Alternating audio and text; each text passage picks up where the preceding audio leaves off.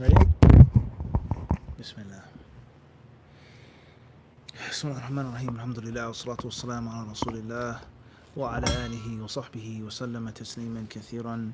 Amma ba'd. Assalamu alaikum wa rahmatullahi ta'ala wa barakatuh. What did we talk about last night, Khalid?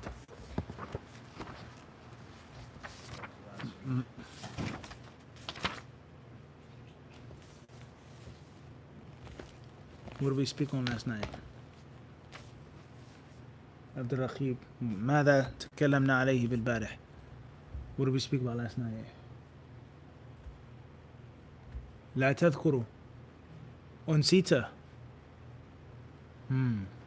طيب. Last night we spoke on some rulings of Al-Adaahi. Mishnah Hadith of Jabir radiyallahu ta'ala anhuma, collected by Imam Muslim, with regards to the prohibition of offering an animal as sacrifice or sacrificial that is beyond or beneath the standard age. The standard what? Age. The musinna. Camel being, cow being, goat, sheep being. And if a Muslim cannot find the musin animal, the thani, then he or she goes towards the jada'a. Tayyib, jazakallahu khairan. Tonight, the next narration is narration 1165. وعن علي رضي الله تعالى عنه قال أمرنا رسول الله صلى الله عليه وسلم أن نستشرف العين والأذن ولا نضحي بعوراء ولا مقابلة ولا مدابرة ولا خرقاء ولا ثرماء. أخرجه أحمد والأربعة وصححه الترمذي وابن حبان والحاكم. وعن علي رضي الله عنه قال أمرنا رسول الله صلى الله عليه وسلم أن نستشرف العين والأذن ولا نضحي بأوراء ولا مقابلة ولا مدابرة ولا خرقاء ولا ثرماء. أخرجه أحمد والأربعة وصححه الترمذي وابن حبان والحاكم. Hadith says, narrated Ali radiallahu anhu, Allah's Messenger sallallahu alaihi wasallam enjoined on us to pay great attention to the eye and the ear. He enjoined on us to pay great attention to the eye and the ear, and not sacrifice a one-eyed animal, or an animal with a slit which leaves something hanging at the front or the back of the ear, or with a perforation in the ear, or an animal with broken front teeth. An animal with broken front teeth. Ahmad and Al-Arba'a reported it. At-Tirmidhi, Ibn Hibban, and Al-Hakim graded it as Sahih, sound.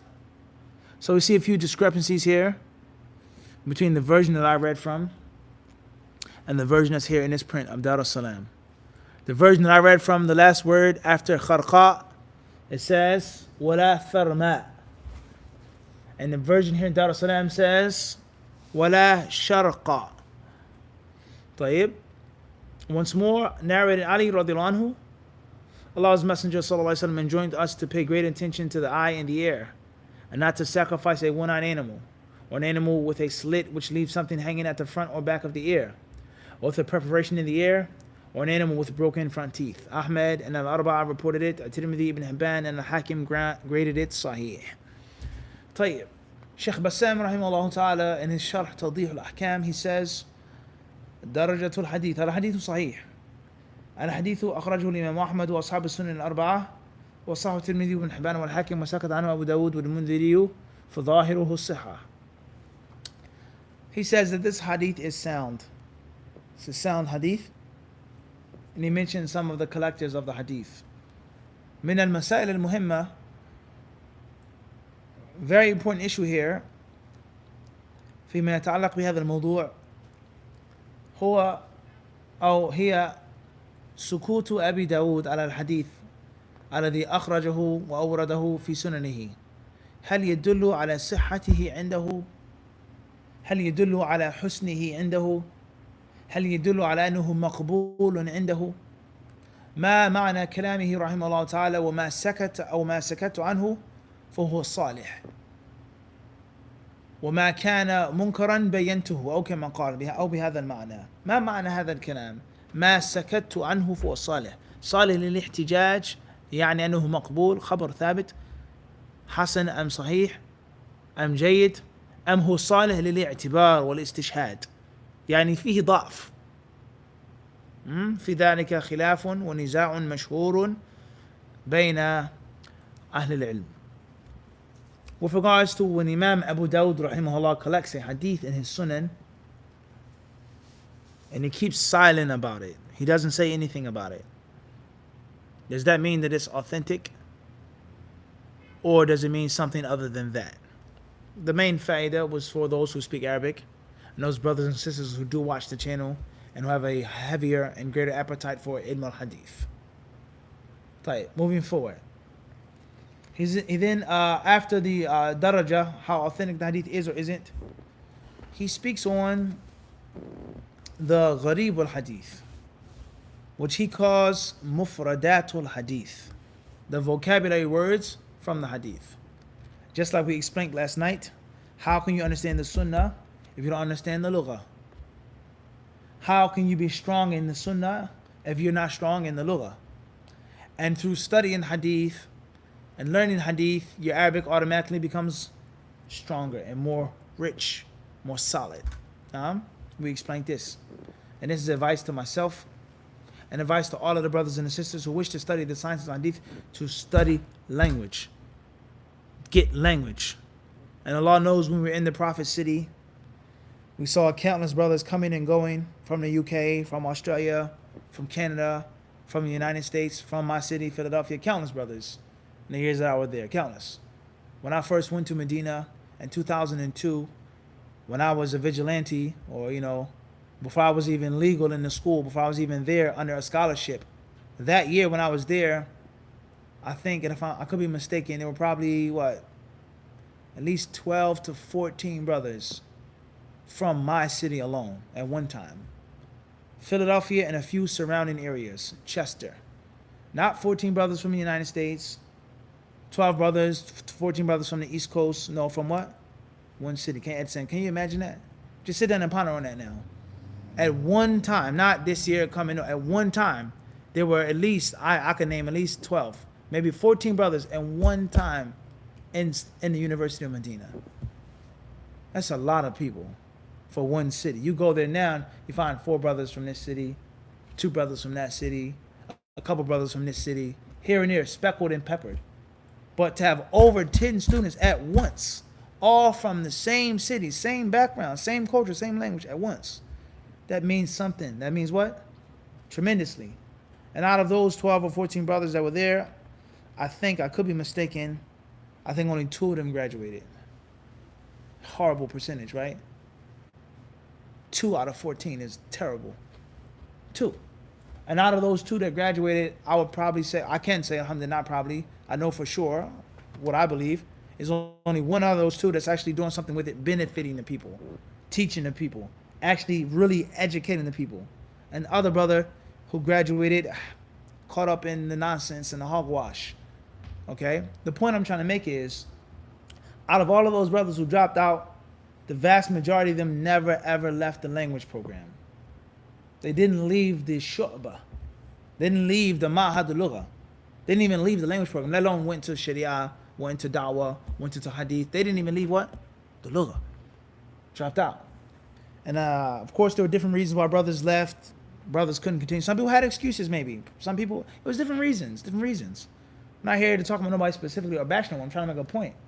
Is that when we were there, and then later when I left, and I came back and I was in school, we saw brothers telling new students, fresh off the airplane, telling them the university is not important.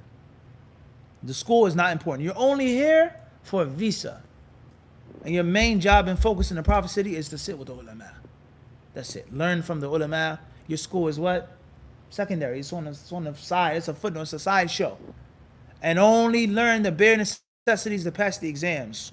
And instead of you learning Ajurumiyah or studying this book or learning how to read and learning this small method, you need to be sitting with Sheikh Fulan in his house every night. and you need to be sitting with Sheikh Fulan in this class, and he's making a sharh of this book and a sharh of this issue and talking on Arabic fast, you just sit there. So the brother said, well, what about if I don't understand? And what about me learning Arabic? Or brother Fulan tells me I should focus on Arabic right now. He says, no, he's trying to push you away from the ulama. See, he doesn't sit with the ulama, we do. We never saw him in Sheikh Fulan's house. Wallahi, there were people who, what did the poet say? Some souls were what? Swallowed what? Swallowed whole, literally. They were fed this.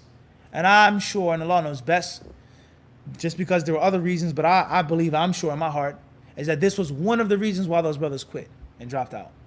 Because they didn't have the proper understanding of studying, and when they went on to other things, they found it too difficult, along with the family problems, the financial problems, this problem, that problem, and then it is what? They just quit. And they were not taught that how can you study with the ulama, learn from the ulama, sit with the ulama, benefit from the books of the ulama, and you don't know the Arabic language that is spoken by the ulama, common sense. It just doesn't make any sense. If I go to Spain, I go to Barcelona, right? I go to Spain and I want to learn the history of Spain and the conquistadors and Pizarro and Cortez and this one and this queen and that queen and all of the things that the Spaniards did. I want to hear it directly from them though. I don't want to read it in English or watch an English documentary. I want an authentic source. The first step that I have to do is learn what? Spanish. And I have to sacrifice my time and my energy to learn what? Spanish. But I don't care about Spanish.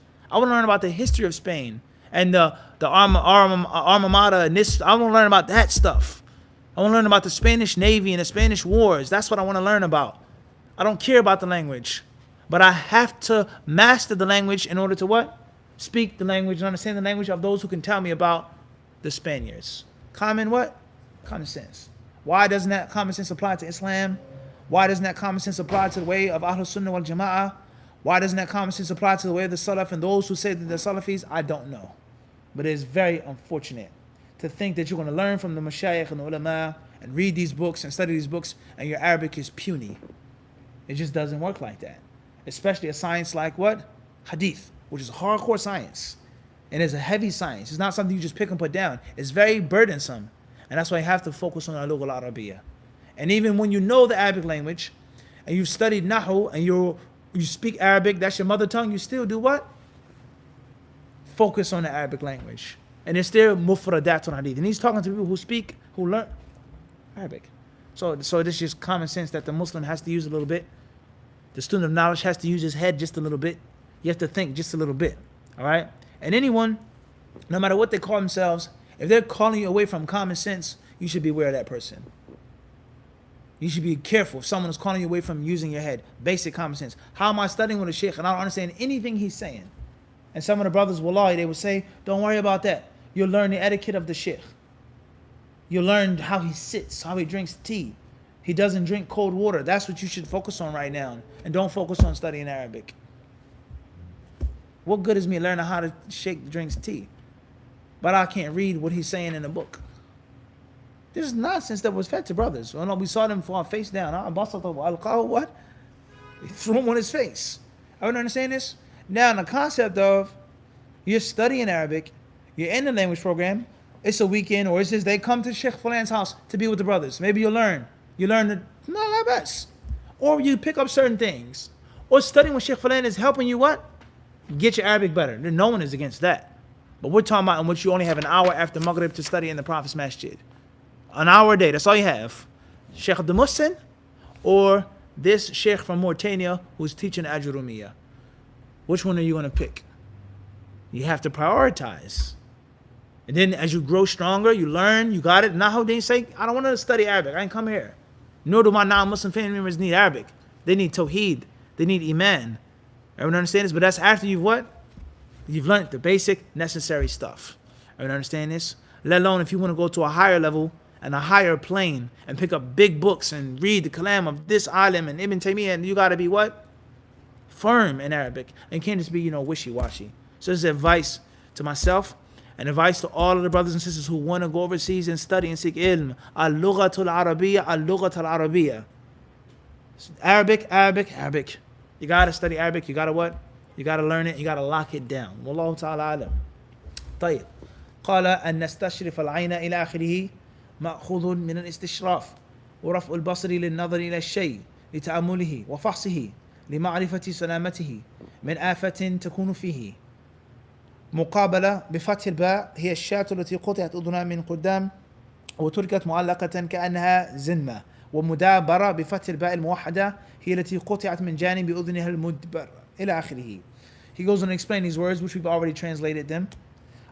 He says ما يؤخذ من الحديث الأفضل أن تكون الأضحية والهدي والعقيقة على أحسن الصفات وأجمل الهيئات وأن تكون بعيدة عن عيب تكون معه غير مجزئة رغبة في استحسانها وجمالها لأنها عبادة وقربة. وقد قال تعالى يا أيها الذين آمنوا أنفقوا من طيبات ما كسبنا أو ما كسبتم ومما أخرجنا لكم من الأرض ولا تيمموا الخبيث منه تنفقون. وقال تعالى لن تنالوا البر حتى تنفقوا مما تحبون. He says the first point that we take from this hadith is that the udhiyah and the hadi for hajj and the aqiqah for the newborn child, these animals should be alaykum salam in the most perfect form possible.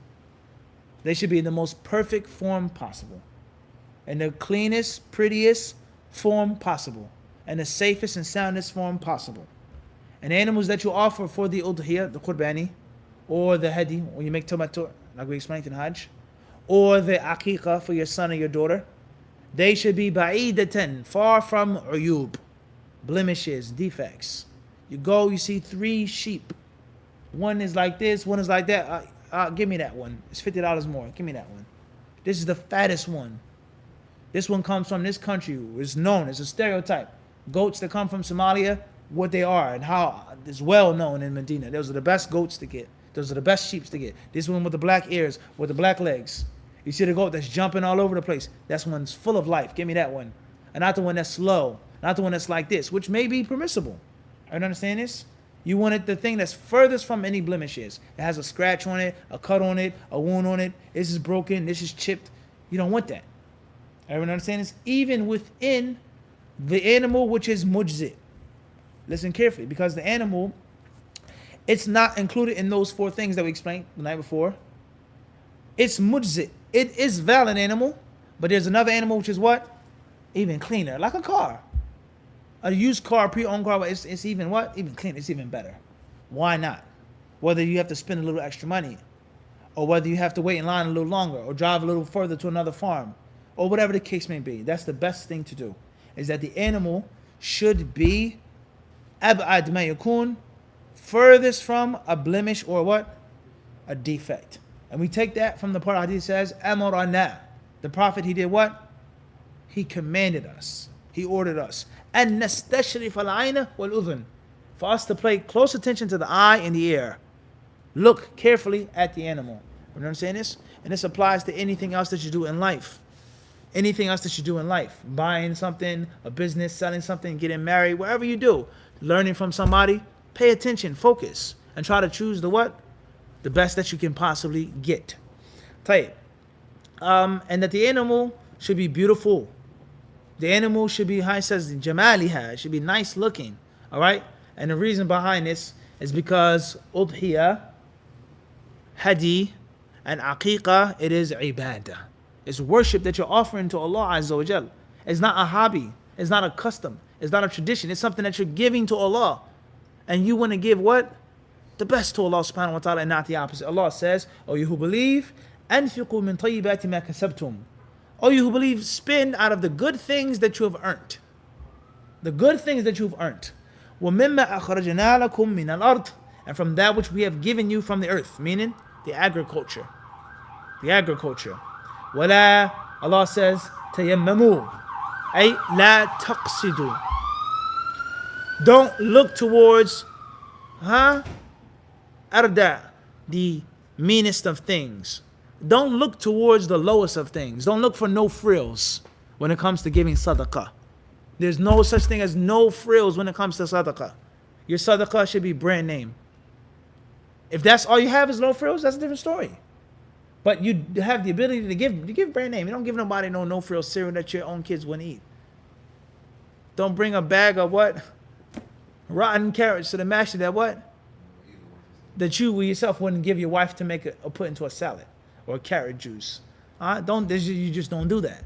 That's not how it works. All right. Allah says, وَلَا تَيَمُّمُ الْخَبِيثَ مِنْهُ تُنْفِقُونَ. Don't spend the khabith, the base stuff, and you yourself, وَلَسْتُمْ بِآخِذِهِ. And you wouldn't take it yourself, إِلَّا, unless you did what? Squinted your eyes. Right? Try some of this, brother. Bismillah. You barely want to drink and eat it yourself. Why would you what? Give that to someone else. This is a tremendous Quranic principle. And the same applies to work. And the same applies to service. And the same applies to husband and wife. Why are you such a horrible husband to your wife, but you wouldn't accept that service from her? Why are you so terrible wife, but you demand everything from your husband? If the world could just, if the Muslims could think like this, the world would be better. Give the best that you can give and hope for yours. Everyone understand this? Allah Azza wa Jalla, He also says, لَن تَنَالُوا الْبِرَّ حَتَّى تُنْفِقُوا مِمَّا تُحِبُّونَ. You shall not obtain piety until you spend out of that which you love. You shall not obtain piety until you give that which you love. It hurts you. This is my favorite one, but what? Tafaddal. You understand this? You know how long I had this joint for? This is crazy, but you know what? It's yours now. Because you want somebody to what? Treat you like that. Huh? Khairan inshallah. Number 2.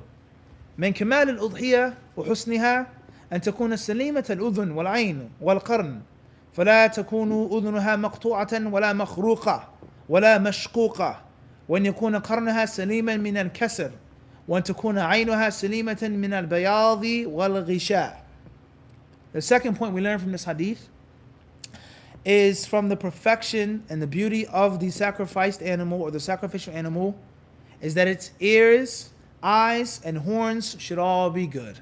Clean. As we say, crispy. Everyone understand this? It should be what? Crispy. Everybody got this? The animal should be what? Crispy. The eyes should be what? Good looking. The ears should be not good looking. The lamb, right? The goat, its ears should be what? Flopping down. You know the goat? You go to the farm, huh? The goat is jumping around. The goat's ears are what? They're floppy. You want it to be good ears. Nothing, no flies around the ear. It's pierced. It's cut. It's slit. It's hanging off. It's dangling. Nah, nice and floppy. Everyone understand this? He says, and its horns, if the animal has horns, the horns should not be broken off. It should not be cracked or chipped. This goat is a what? A warrior.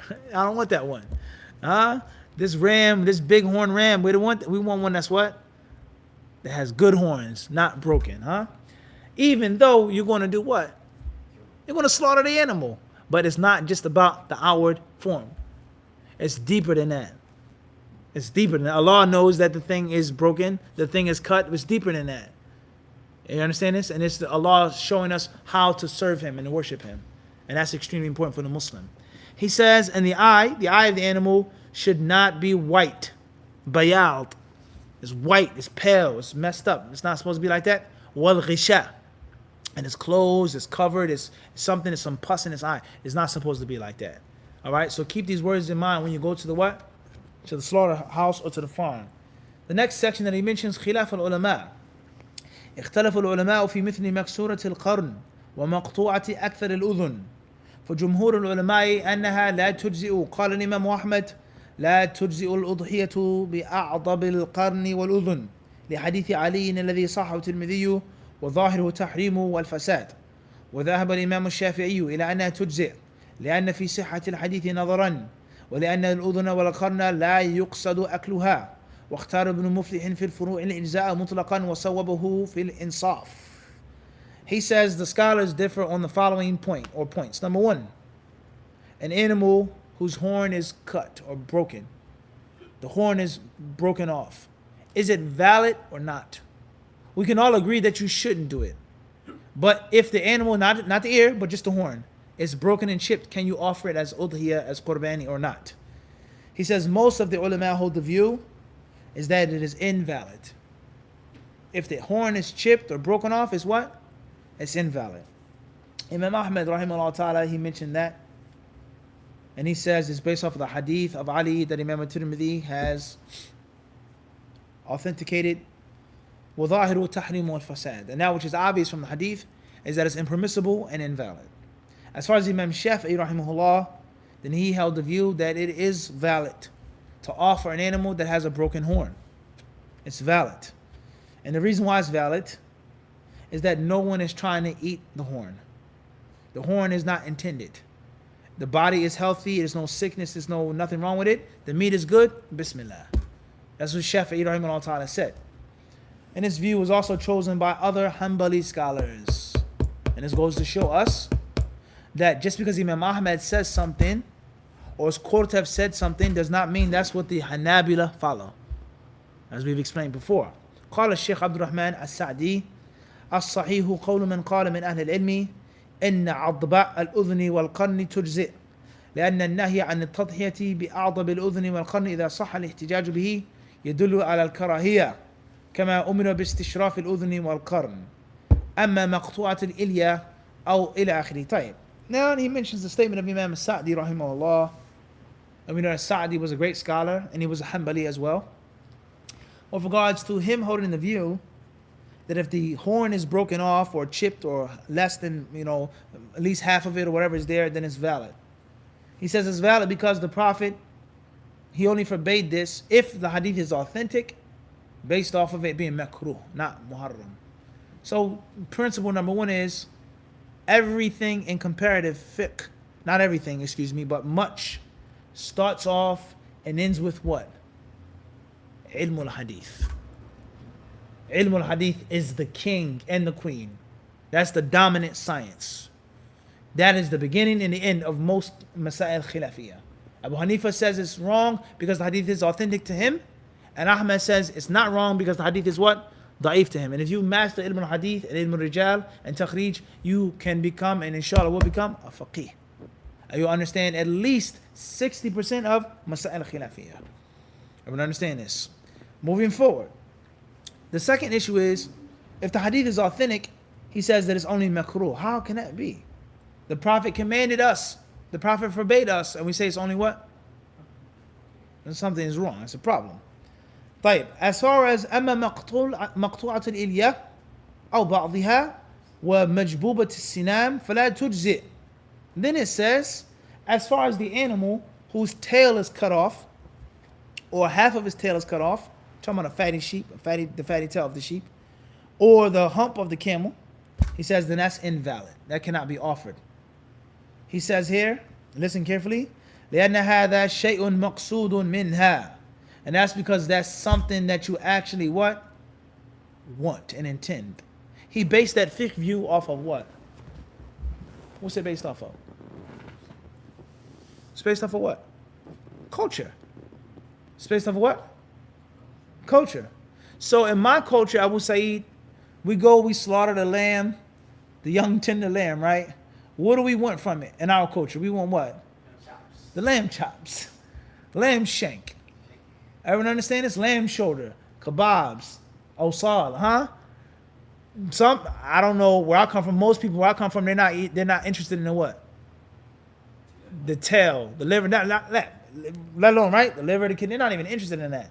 The kirsha, the stomach, the intestines. Unfortunately, nobody be judgmental. Those who are watching. It's not about right and wrong. We're just telling you what it is. The street narrative. We're just giving you what it is. Most people, United States, Northeast, East Coast, inner urban city, they're not interested in those other things. Unless you have an older grandmother. That's different.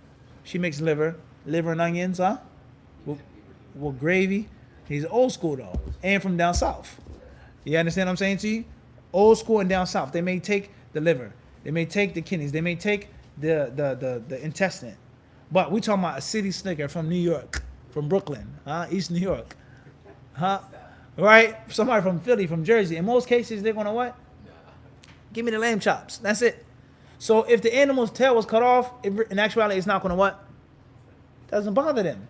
But we have Jorge, who accepted Islam, and he came from Peru, from Peru, right? Or Javier, right? He's a Muslim now, but he was born in Peru. He came to the United States when he was 13 years old. He goes to the slaughterhouse. He says, what? Well, go ahead. Yeah, I want the tail. I don't want the animal that has the missing tail. Everyone understand this? So it's definitely pertaining to the what? The culture. We say, I could care less if the tail was cut off. As long as the chops are good, we good. And he says what? No, I want the head. Everyone understand this? Or I want this, I want that. Or the camel hump. I had a teacher in Islamic University of Medina, Sheikh Saud Al-Jaboui, rahimahullah. He told us about the concept of eating camel hump. How the Arabs, he says, يَسْتَحْسِنُونَهُ وَيَسْتَلِذُّونَهُ جِدًّا. He says they look at it as a delicacy to take the camel hump, similar to sashimi meat. And we have raw, thin slices of fresh what? Beef. And he said, because we were talking about the wudu being broken by camel meat. Also the hadith of al-wudu mimma masatin nar, making wudu from that which has been touched by the fire. So I can't remember, Allah Alam, I think it was another student or it may have been me. We said, yeah, Sheikh, how are we even discussing this? If they're eating camel meat, then of course it had to be what? Cooked and touched by the fire. He said, la. He says, some Arabs, they do what? Thinly slice the camel hump, the meat and the fat on the camel hump, and they what? They eat it. So they're eating camel's meat, which is? It's raw. So the issue is the meat, the wudu being broken by camel's meat, and also the second issue of it being what? Touched by the fire. Everyone understand this or not? Everybody clear on this or not? Right. So we have to look at culture.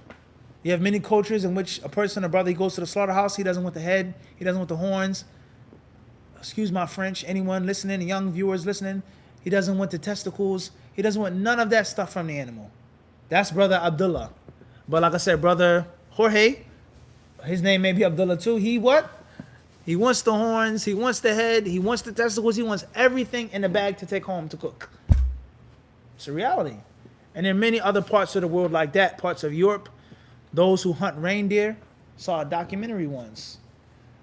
Reindeer hunters, these guys were non-Muslims. They take the reindeer, they break it down, and they had a delicacy of a specific part of the reindeer. Which I'm not going to mention again. Who am I to say your culture is bad? If it's from the animals, permissible what? To eat. And I remember the first time that I saw it. When we had slaughtered the sheep for brother's aqiqah, the brother says, you're not going to take, you know? We're like, what do you mean? He's like, you're not going to take it home with you? I said, la, we got the meat. The leg is all cut up. He said, okay, can I have it? I'll take it home. My wife will cook it. To each his what? To each his own. Everyone understand this? So cultural influence definitely has an effect upon what? The fiqh of Islam. Everybody clear on this? And others, they may say, if the animal's tail is cut, then that's aib. So we see how the fiqh works. Right, moving forward. He says here, قرار هيئة كبار العلماء بشأن حكم التضحية بمقطوع الإلية. جاء في قرار هيئة كبار العلماء وذكر الرقم والتاريخ ما يلي. لا تجزئ الأضحية ولا الهدي ولا العقيقة بمقطوع الإلية لأن الإلية عضو كامل مقصود فصار مقطوعها أولى بعدم الإجزاء من مقطوع القرن والأذن والله ولي التوفيق هيئة كبار العلماء. The last thing that he mentions in this chapter is a decree, a fiqh decree, a fatwa by the Hayat Kibar al-Ulama, the Council of Senior Scholars, that mentions the udhiyah and the hadi and the aqiqah, the animal cannot have a cut tail. The tail cannot be cut off. And that's because the tail is udwun kamil. It's a part of the body by itself. Maqsoodun, that people what? Go after and they want it. So therefore it being cut off is further from it being valid than the horn being cut off, because no one does what? Eats the horn. But someone's culture may be different. You may go, one time we went, last year, we took the horns to make a knife handle. A goat horn what? A knife handle. Everyone understand this? So it depends. What's important is that if you don't have to deal with that type of animal, then you what? You shouldn't deal with that type of animal. And Allah subhanahu wa ta'ala surely knows best.